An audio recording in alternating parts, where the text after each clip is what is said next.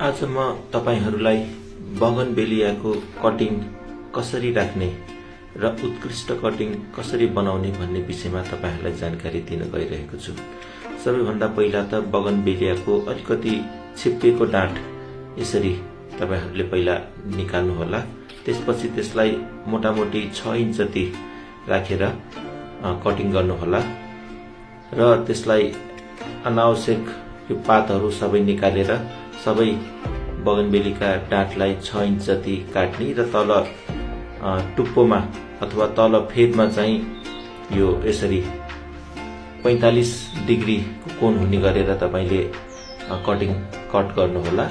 र त्यसपछि यसलाई चाहिँ अब सबैभन्दा सजिलो भनेको बालुवा, एकदम मजाले पखालेको बालुवा चाहिँ मा कटिङ राम्ररी सर्दछ। त्यसकारण मजाले पखालेको बालुवा एउटा भाँडामा राखी त्यसपछि यसरी काटेका बगनबेलीका टुक्राहरूलाई तपाईले मजाले लगभग 1 देखि 2 इन्च गाडिने गरेर तपाईले काट्नुहोला र त्यसपछि त्यसलाई मजाले भिज्ने गरेर पानी पनि हाल्दिनु होला।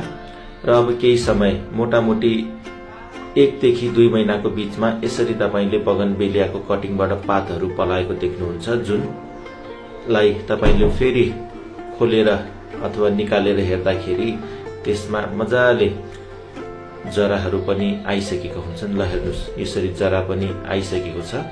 अब सबै कटिङहरूलाई जुन जरा आइसकेको छ त्यसलाई बिस्तारै जरा खलबल नहुने गरेर तपाईले बिस्तारै निकाल्नुहोला र त्यसपछि त्यसमा रहेका सबै यो बालुवाका कणहरूलाई टकटकाएर यसरी जरा भएको बगनबेली जुन पात पनि आइसकेको छ त्यसलाई तपाईले अलग्गै राख्नुहोला। र यो बगनबेली अब माटोमा अथवा बगनबेलीको पटिङ मिक्समा रोप्नको लागि तयार भइसकेको छ।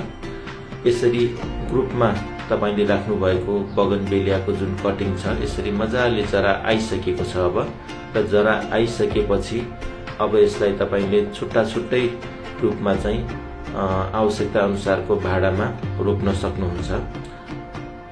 अहिलेलाई तपाईले सानो एउटा बिरुवा मात्र अट्ने गरेर सानो बिरुवामा सानो भाँडामा रोप्नको लागि उपयुक्त हुन्छ। अब रोप्दाखेरि चाहिँ तपाईले अलि राम्रो माटो भुरभुराउँदो र मल अलिकति कम भएको माटोमा सिंगल बगनबेलीको जुन कटिङ निस्केको छ त्यसलाई यसरी रोप्नुहोला, लगाउनुहोला र त्यसपछि यसलाई पनि मजाले पानी दिएर राख्नुहोस्।